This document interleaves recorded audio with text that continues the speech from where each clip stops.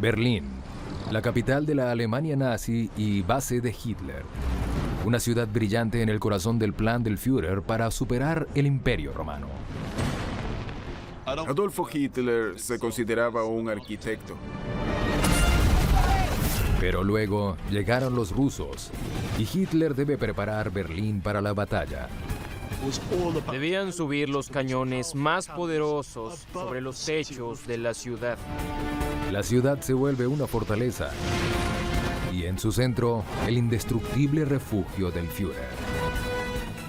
Aquí fue donde Hitler dio su última batalla.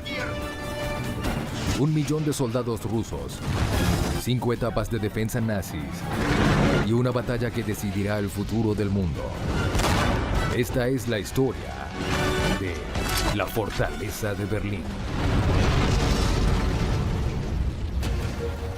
Las mayores construcciones de la Segunda Guerra Mundial, ordenadas por Hitler para asegurar su control del mundo. Ahora son solo recuerdos oscuros de la ambición militar y fanática del Führer. Estos son los secretos de las megaestructuras nazis. 28 de abril, 1945. Los tanques del Ejército Rojo avanzan por las destruidas calles de Berlín. Las tropas alemanas, compuestas en parte por niños, se forman para defender la ciudad de las hordas rusas. El soldado de 18 años Dieter Borkowski será testigo del desenlace.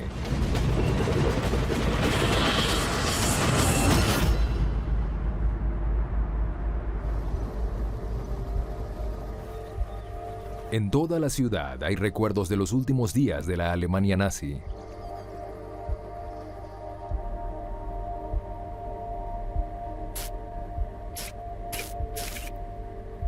El historiador y experto de la Segunda Guerra Mundial, Michael Dempsey, ha pasado años estudiando la evidencia. La batalla de Berlín fue a una escala que apenas podemos imaginar. Más de 1 millón de soldados soviéticos invaden la ciudad, menos de 100.000 la defienden. Por la intensidad, escala y brutalidad, sería difícil creer en la batalla de Berlín, pero hay evidencia.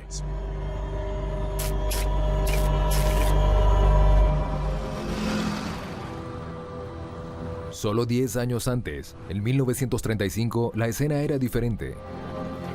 Berlín era la capital del poder nazi, una ciudad multicultural y una de las capitales culturales de Europa. Hitler y su jefe de arquitectura, Albert Speer, se embarcan en un ambicioso programa para cambiar el perfil de Berlín. Adolfo Hitler se consideraba una especie de artista, quizá un arquitecto, un hombre muy culto. Edificios gubernamentales enormes, aeropuertos y estadios.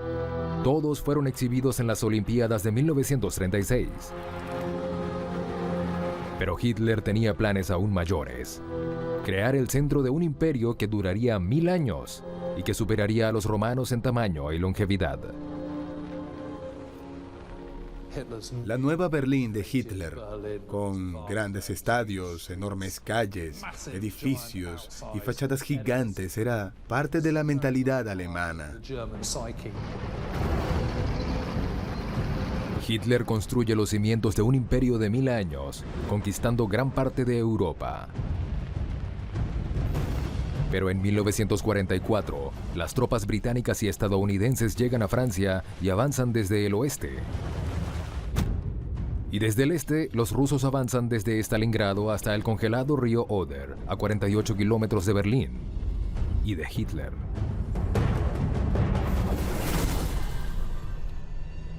Los aliados están a punto de terminar la Segunda Guerra Mundial. La batalla en este río podría decidir el destino de Alemania. Las armas que tienen son las últimas. Debe hacer todo lo posible para detener a los rusos.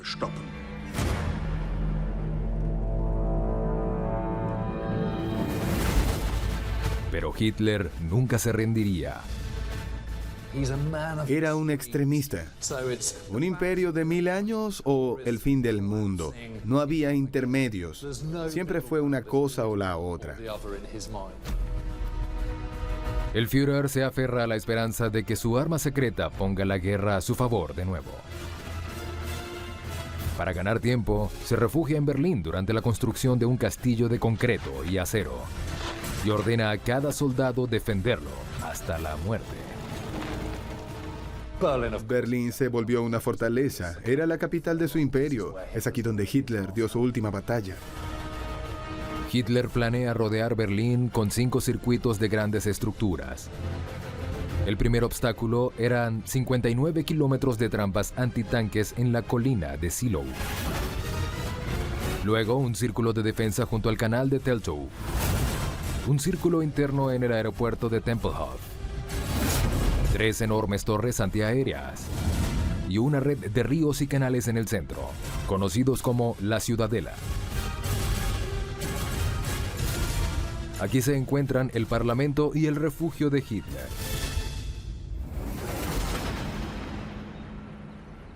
Este es un estacionamiento en el centro de Berlín. Quizá el estacionamiento más interesante del mundo, pues es donde estaba el refugio de Hitler. 8 metros bajo este estacionamiento están los restos del refugio. Tras la guerra, los aliados quisieron destruirlo y evitar que se convirtiese en un santuario. Pero era demasiado fuerte. Fue mucho después, en 1988, cuando el techo de concreto empezó a caerse. Esto sucedió durante 6 meses. La historia de la construcción de la fortaleza de Berlín comenzó con los bombardeos sobre la ciudad. El Führer ya no se sentía seguro. Desde el inicio, Hitler siempre estuvo obsesionado con estar bajo tierra. Fue por sus experiencias de la Primera Guerra Mundial. Muchos sobrevivientes dijeron que se sintieron seguros bajo tierra. Los nazis colocaron el refugio debajo de la Cancillería. Eran 30 habitaciones pequeñas, entre 2 niveles. La de Hitler estaba en el nivel de abajo, para mayor protección. 40 kilómetros al sur de Berlín, en la ciudad de Sösen, están los restos de otra instalación nazi, que da otra visión de los refugios de Hitler.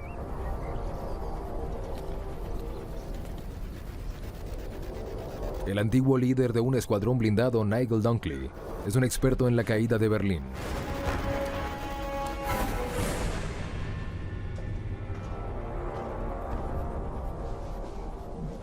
Y aquí está el Totem von Dorf, un refugio. Estas instalaciones fueron construidas por la misma compañía que hizo el refugio de Hitler. Es lo único que existe en todo Berlín que es idéntico en construcción y ambiente al mismísimo refugio de Hitler. Estas instalaciones cubren un área de casi 5 kilómetros cuadrados.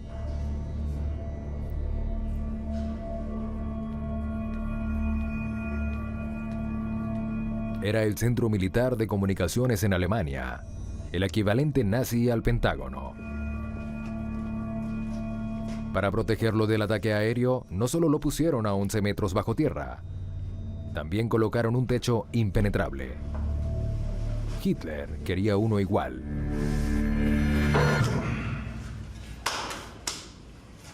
Estos son 3 metros de concreto reforzado con vigas de acero.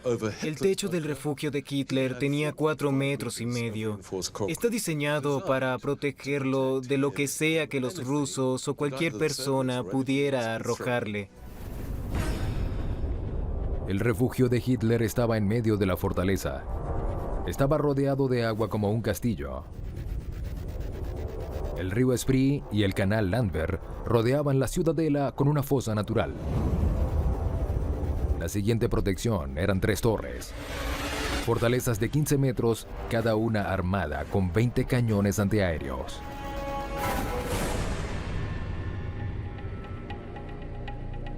Solo una permanece hasta hoy, y el acceso a su extraordinario interior es limitado. El guía local Sean Davis es un experto sobre su construcción.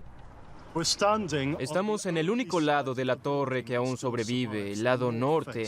Realmente da una idea del tamaño de esta torre. Estas torres se convertirían en las estructuras defensivas más importantes en Berlín. Pero fueron construidas después del primer bombardeo a la ciudad.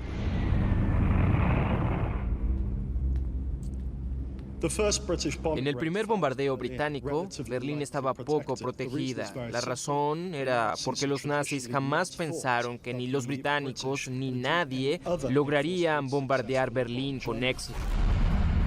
Hitler debe preservar Berlín como la futura capital de su imperio. Los nazis iniciaron un programa de construcción para crear refugios antiaéreos y fortalezas para proteger la ciudad de los bombardeos, y Hitler estaba involucrado. Las torres fueron diseñadas por el mismo Führer. Empleó a su arquitecto favorito para supervisar el proyecto, Albert Speer.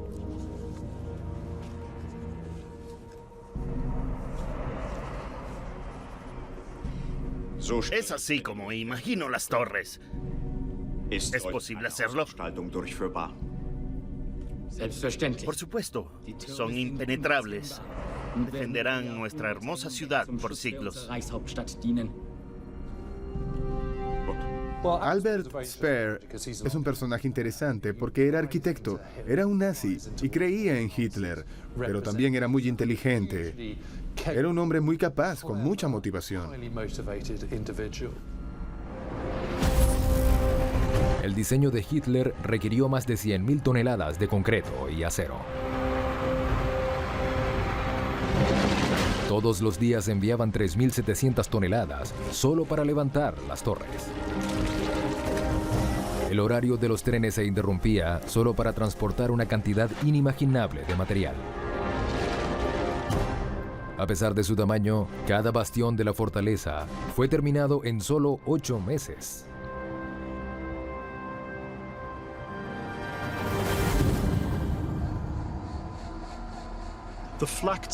La idea era subir los cañones más poderosos del arsenal alemán sobre los techos de la ciudad, dándoles así un rango de tiro perfecto. Una torre tenía 4 torretas antiaéreas con ametralladoras de 128 milímetros, muy poderosas y diseñadas para derribar bombarderos. Pero cuando llegaron los rusos, estaban apuntando a las calles. Uno de los soldados encargados de las torretas era Dieter Borkowski, de 18 años, quien escribió un diario sobre los sucesos.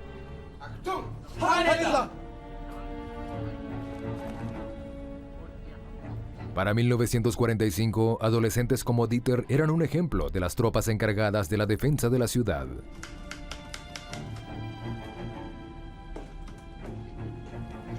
¿Puedo ayudarle? Quiero solicitar un pase el fin de semana para ver a mi madre. Su nombre, por favor. Dieter Borkowski. Ah, es parecido al mío. Soy Dombowski Inge. ¿De dónde eres? Soy de Berlín.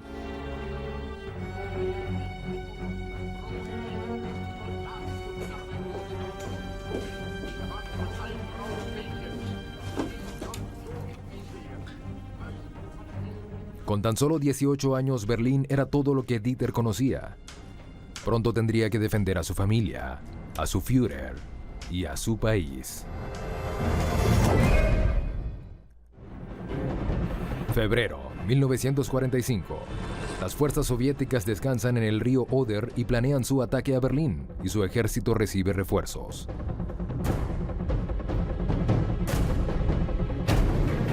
Mientras los aliados envían bombarderos para suavizar Berlín y facilitar la entrada de los rusos.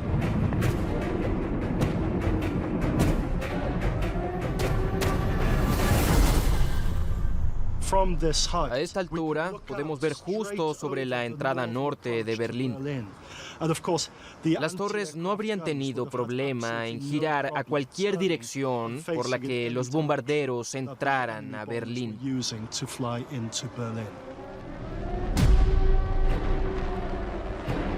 En las torres, los soldados luchaban por derribar los bombarderos.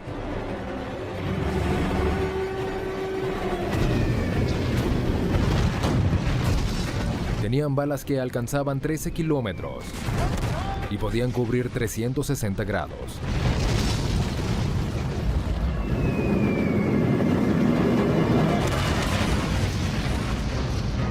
El enorme poder de estas armas era tomado en cuenta a la hora de diseñar la estructura.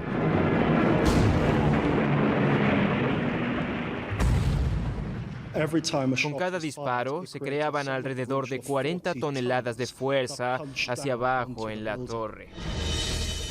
Los bombarderos acertaron las torres varias veces, pero el diseño de Albert Speer funcionaba. La enorme cantidad de material en las torres las hizo indestructibles. El hombre responsable de los restos de ellas es Sasha Kill.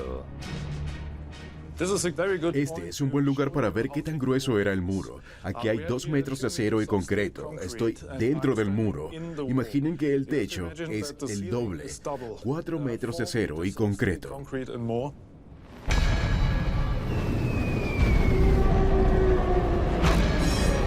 El bombardeo en la ciudad no se detiene. Por eso los residentes acuden a las torres por protección. Más de 15,000 personas en cada una de ellas.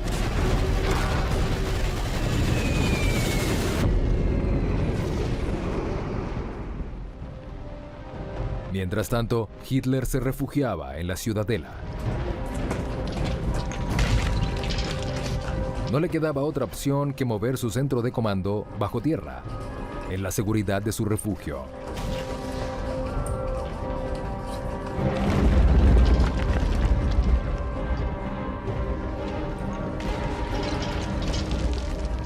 Hitler is determined to fight to the end, to fight for every yard, and he's not going to leave Berlin. He's going to hunker down in his bunker and stay there till the bitter end. La élite nazi tenía acceso a otros refugios.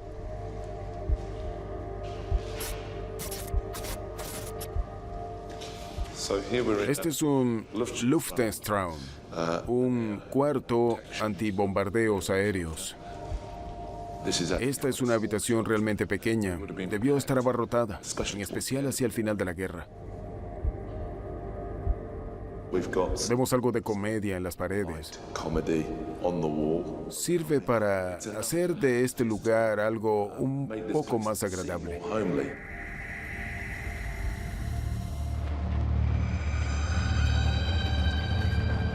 Tras cada bombardeo, residentes como Dieter Borkowski salen a la superficie para verificar los daños.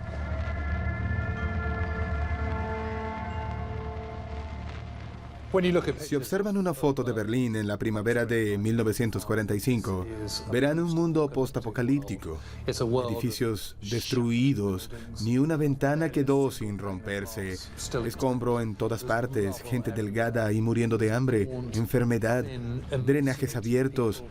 Es un pueblo, una ciudad que fue destruida antes de que los rusos llegaran, de que los rusos tuvieran su infantería al alcance de la ciudad. Los berlineses le temían al avance de los rusos. Tenían una aterradora reputación. Antes de la guerra, los nazis avanzaron hasta las puertas de Moscú, haciendo atrocidades con aquellos que interviniesen. Pero cuando la guerra dio un giro, los rusos fueron hasta Berlín. Y solo pensaban en una cosa. El ejército soviético luchó sin parar por territorios que iban desde Stalingrado hasta Berlín. Habían hecho cosas horribles, vieron lo que los nazis habían hecho en los territorios ocupados por el imperio y llegaron a la capital preparados para vengarse.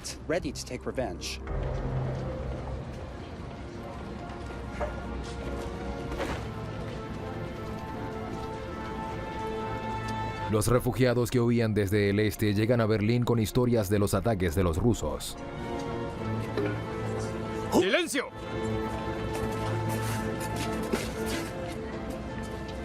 ¿Qué dijo? Nada. ¡No mientas! Dijo que cuando lleguen los rusos, nos llevarán a las minas en Siberia y nuestras mujeres se volverán prostitutas.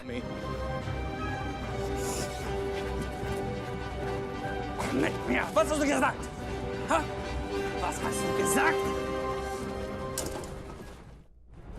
Marzo, 1945. Tras acampar en el río Oder por 2 meses, los rusos han reunido más de 7 millones de municiones, listas para ser disparadas hacia Berlín. Los aliados al oeste cruzan el río Rin. En contra del consejo de sus generales, Hitler decide defender la capital, incluso sin las armas secretas que le habían prometido.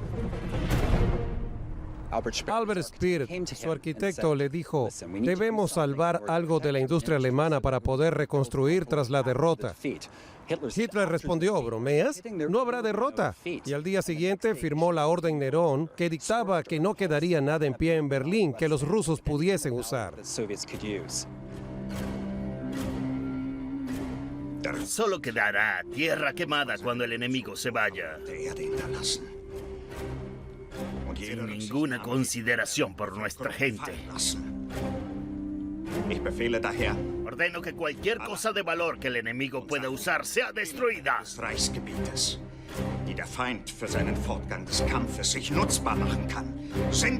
No quedará nada. ¡Nada! En un giro inesperado, Hitler ordena demoler industrias, vías ferroviarias y puentes antiguos. Destruir maravillas arquitectónicas es algo que aterra a su arquitecto en jefe. En este punto, no tiene sentido hacer demoliciones que afecten la vida entera en el país. Que no quede nada para los rusos. ¿Destruirá todo? Si creyeras que aún podemos ganar, si tuvieses un poco de fe, todo estaría bien. ¿La tienes? Por más que quiera, no puedo hacerlo.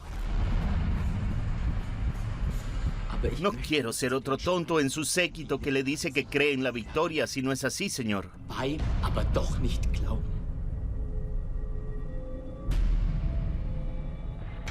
Tienes 24 horas para responder.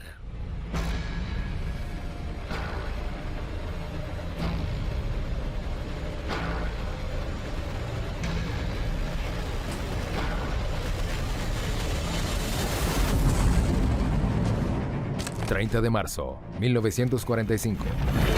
Albert Speer cede a la voluntad del Führer. Se inicia la demolición de toda la industria nazi. A 48 kilómetros, las fuerzas soviéticas acampan del lado oeste del río Oder, a 16 kilómetros de la primera línea de defensa en Seelow, listos para atacar. Han armado 41 divisiones blindadas con más de 9.000 rifles de asalto. Los rusos no planeaban atacar a menos que estuviesen 10-1 o quizás 40-1 en el punto principal de ataque, un número aplastante de soldados a favor. 1 millón de soldados, 2.500 tanques, 1.500 lanzacohetes. Los generales nazis saben que son demasiados, pero el Führer no está dispuesto a escuchar sus advertencias.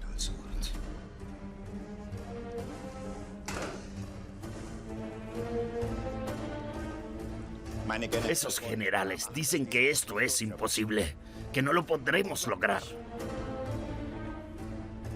El ejército debe detener a los rusos en el Oder.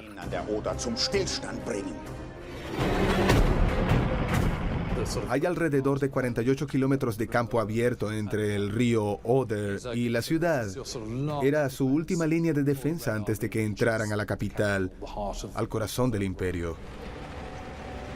Los generales nazis saben que el único modo de detener a los rusos es aprovechando el terreno natural entre el campamento soviético en el río y la capital.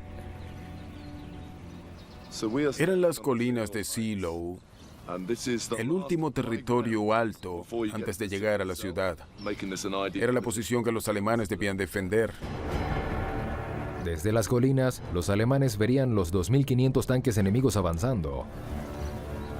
Debían reducir el número de tanques e igualar la batalla. Ingeniosamente, explotan la ventaja que les brinda su territorio. Querían adaptar los canales naturales del territorio y hacer fosas antitanques. Una fosa antitanque debe ser más ancha que las orugas del tanque para evitar que la sobrepasen. El borde debe tener un ángulo de 70 grados, sutil, de modo que el tanque caiga directo en la trampa. Debían hacerlo ingenieros. Los tanques se detenían y un tanque estático es más fácil de acertar que uno en movimiento. Así podrían concentrar el fuego. Los alemanes cavan 58 kilómetros de trincheras y fosas, con el objetivo de defender las colinas de Seelow.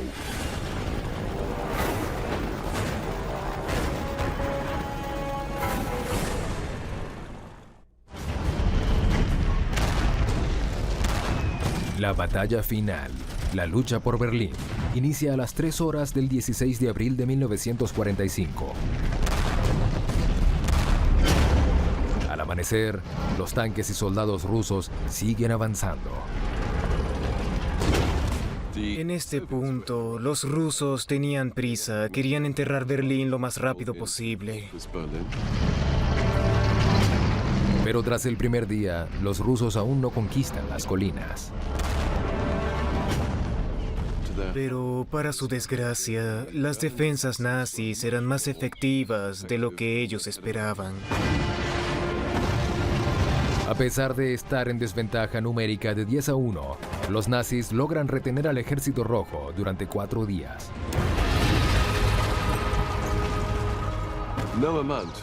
Ninguna defensa alemana, por ingeniosa que fuese, duraría por siempre. Simplemente era cuestión de tiempo para que la cantidad y determinación de los rusos se impusiera. Finalmente, los ingenieros rusos construyeron puentes y el 19 de abril, los rusos conquistan las colinas de Seelow. Perdieron más de 30.000 hombres y 700 tanques, pero estaban un paso más cerca de Berlín. En el refugio, Hitler celebra su cumpleaños número 56. En su última aparición pública y última filmación, saluda a un grupo de jóvenes que sobrevivieron al asalto a las colinas. Adolfo Hitler felicita y condecora a los chicos con medallas de honor, una cruz de hierro por su valentía al enfrentar a los tanques rusos en ocasiones a corta distancia. En las afueras de Berlín, casi 2.000 tanques avanzan hacia el círculo externo de defensa de la ciudad. Para combatir los tanques, los nazis tienen un arma revolucionaria, un lanzamisiles antitanques ligero. ¡No, no, idiota! ¡Debes sostenerlo desde más abajo! ¡Dame eso! ¡Te enseñaré cómo!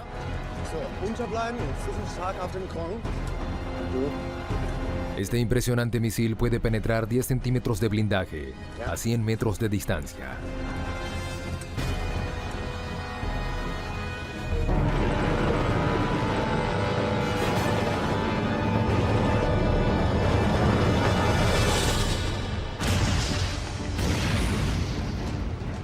El Panzerfaust, literalmente puño de tanque, estaba adelantado a su época. Se basaba en una tecnología muy simple. Un joven o un anciano podrían dispararlo sin problema porque era un arma sin retroceso. De hecho, si se acercaban lo suficiente, podían estar seguros de que el misil haría el trabajo. En la ciudad, los residentes, jóvenes o ancianos, entrenan con esta arma de última generación, que pronto sería probada. Los rusos alcanzan el canal de Teltow. El 25 de abril, el ejército ruso atravesó este canal. Lograron traer botes inflables. Construyeron un puente aquí. Buscaron barcazas para levantar más puentes improvisados y así traer más hombres y más divisiones acorazadas. Avanzaban muy rápido a la próxima etapa de la defensa nazi, el círculo interno. El canal Teltow, el círculo interno de defensa de Berlín, cae en solo 4 días. Los rusos están a solo 6 kilómetros del refugio del Führer. Los generales de Hitler quieren huir y él se enfurece. Solo cobardía y bajeza es lo que tienen. Solo me ofrecen deslealtad. Por años, ustedes, mis generales, me apoyaron siempre. Por años. ¡Traidores! ¡Traidores! ¡Ya no me sirven! ¡Miserables! Cada orden es un desperdicio de aliento.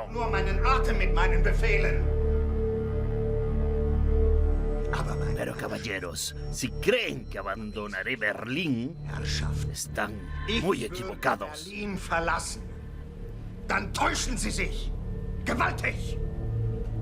Prefiero ponerme una bala en la cabeza. Hitler va en picada. Aún cree que su fortaleza detendrá a los rusos.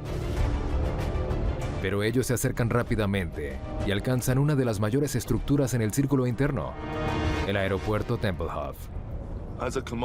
Como puesto de comando, es ahí donde se guardaba la comida, las municiones, todo lo necesario para mantener una defensa estaba ahí, en esa fortaleza, dentro de una fortaleza.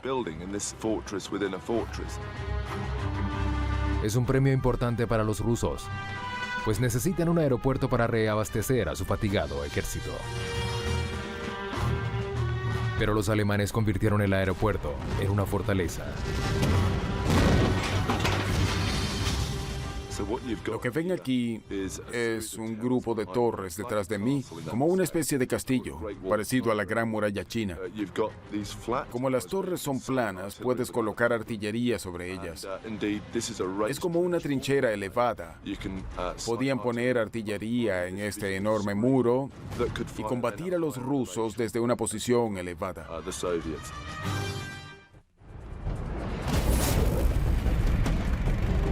La lucha es intensa. La evidencia aún puede apreciarse en los túneles debajo del Tempelhof.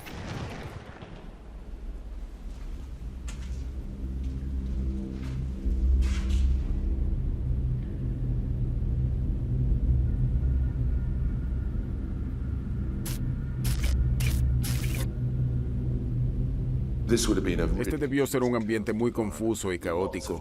El ruido, la gente gritándose órdenes unos a otros. Entraron en este lugar sin luz, estaba lleno de humo y polvo de ladrillos y concreto.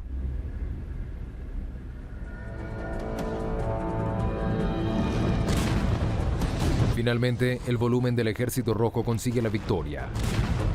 El 26 de abril, los rusos logran conquistar Tempelhof. Significa una enorme victoria estratégica. A solo 36 horas de la batalla, que terminó justo aquí, empiezan a llegar aviones a esta parte de Berlín para llevarse los cadáveres, reabastecer y luchar contra aviones.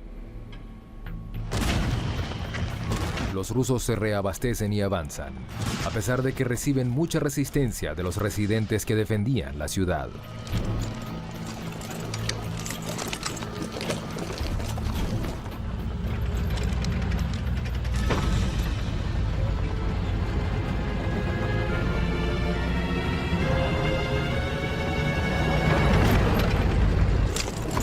Berlín había sido abatida por más de 2 millones de municiones. Los escombros eran usados para formar obstáculos y barricadas antitanques. Mientras más confuso fuese el terreno, mayor posibilidad había de alcanzar los tanques, destruir las torretas y acabar con las principales armas en el proceso.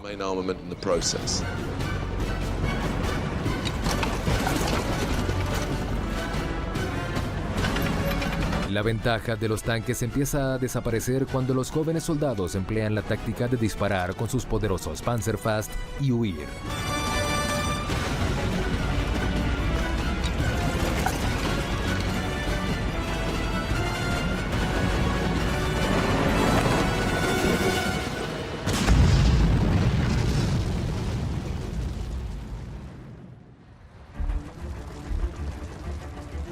Cada hora, los rusos se acercan más al refugio y a Hitler.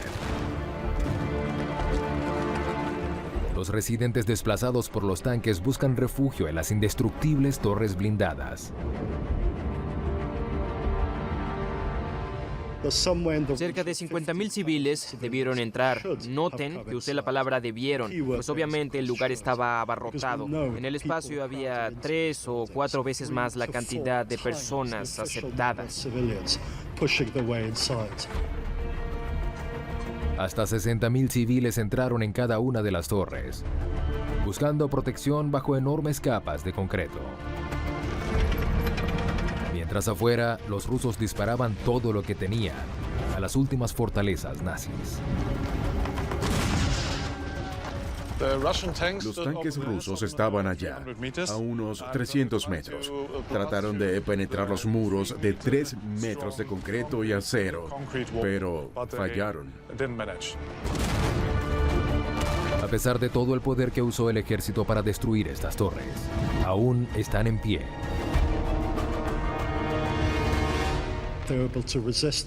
Las torres resistieron a los rusos, pero no pudieron evitar que tomaran el resto de la ciudad. Obviamente fue cuestión de tiempo para que la gente en las torres se rindiera. Los rusos dejaron las torres y fueron directo al refugio de Hitler y al Parlamento. La siguiente defensa era el agua que rodeaba la ciudadela. Los alemanes habían volado todos los puentes alrededor, a excepción de uno. El círculo externo de defensa cayó. El círculo interno cayó. Solo quedaba la última defensa de la ciudadela más allá del agua. Pero los ingenieros no lograron destruir el puente Moltke. Este puente era la última línea de defensa entre el ejército ruso y el refugio de Hitler.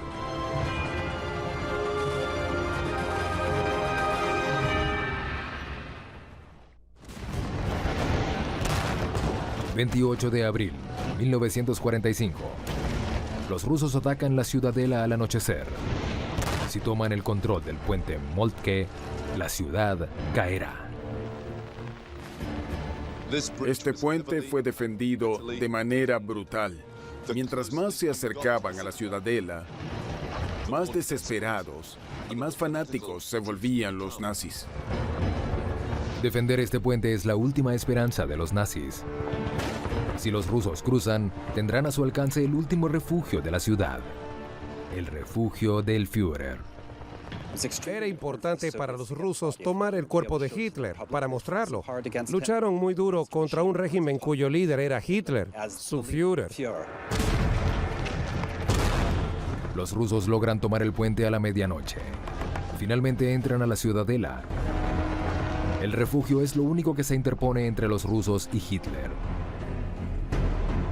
El Führer pone en marcha su último plan.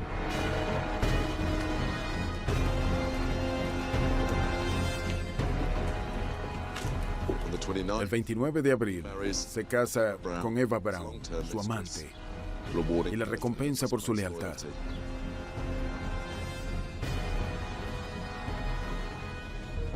El 30 de abril, alrededor de las 3:30 de la tarde, se suicida junto a ella en el mismo refugio.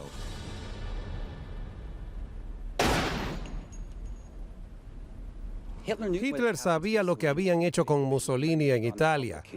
Orinaron su cadáver y lo colgaron en la plaza central de Milán. Para evitar eso, Hitler ordenó que lo cremaran.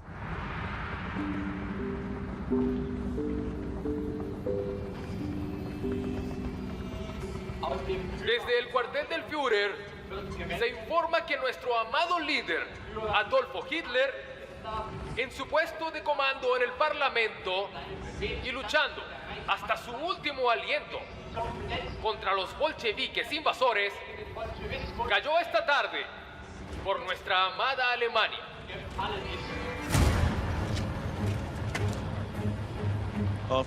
Tras la noticia de la muerte de Hitler, los berlineses se sintieron traicionados por el hombre que se hizo llamar su líder, el padre de la nación. Dentro de la torre, Dieter descubre muertes trágicas. Casi 4.000 berlineses acabaron con sus vidas durante la lucha, en lugar de rendirse.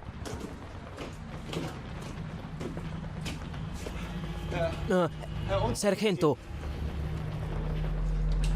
¿ha visto a Inge Dombrowski? Está muerta.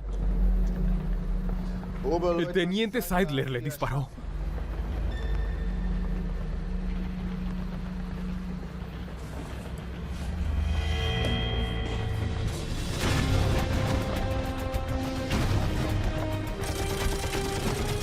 Los rusos están afuera de los edificios gubernamentales y del Parlamento.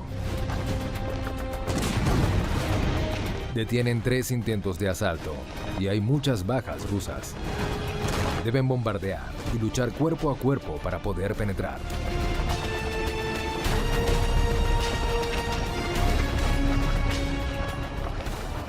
Finalmente, cerca de las 10:40 de la noche, el 30 de abril de 1945, la bandera de la Unión Soviética se alza sobre este edificio. Eso significaba que cada línea de defensa creada por los alemanes fue destruida por el ejército rojo de los rusos. La Alemania nazi había sido derrotada y la guerra en Europa se había acabado.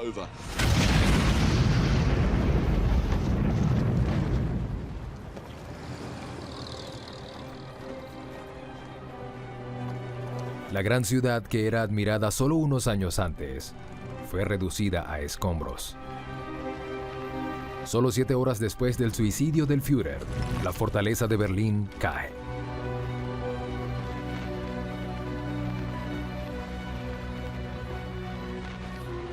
Gran parte de la ciudad estaba derruida.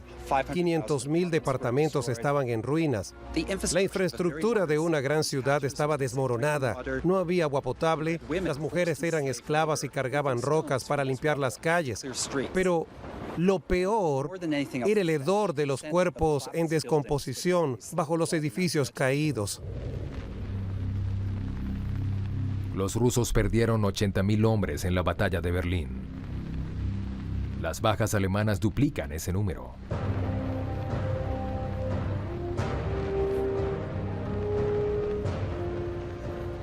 Debemos recordar que la batalla de Berlín nunca debió llevarse a cabo. Y la única razón por la que se llevó a cabo fue porque Hitler, el hombre que siempre pudo ceder ante lo inevitable, nunca lo hizo. Esta ciudad y muchas otras fueron sacrificadas por su ego. Albert Speer pasó 20 años en prisión por sus crímenes de guerra. Al salir en 1966, escribió sobre su experiencia como arquitecto del Führer. Dieter estudió en la Universidad de Berlín y se convirtió en periodista. Murió por causas naturales en el año 2000, a la edad de 71 años. Tras la caída de Berlín, la Alemania nazi se rinde oficialmente una semana después, el 8 de mayo. Se declara la victoria en Europa. La rendición de los japoneses, casi 4 meses después, marca el final de la Segunda Guerra Mundial. A pesar de la tecnología militar y las megaestructuras creadas por los nazis, el imperio de Hitler cayó y cerca de 60 millones de personas murieron en el conflicto más sangriento de la historia.